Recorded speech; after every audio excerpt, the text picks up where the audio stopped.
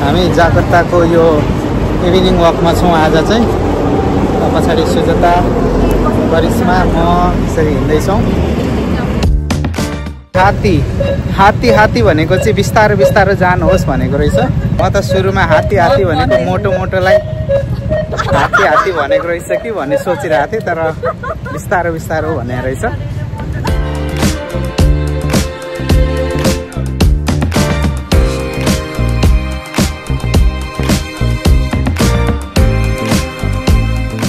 कहानी सुनाउँदैछ यहाँ दिदीलाई।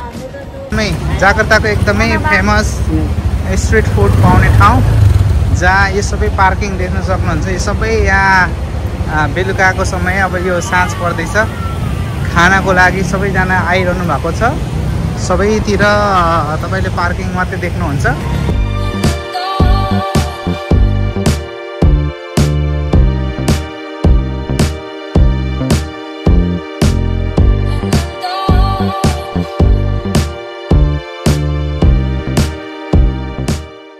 जुसको लागि एकदम सानो स्टलहरू यहाँनिर। अब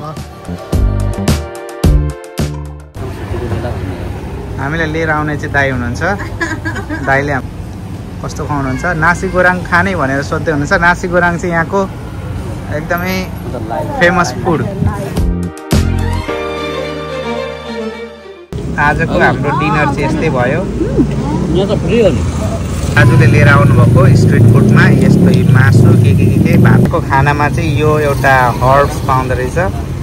एकदम बास्ना आउने, स्वादिलो, खुब खाइयो।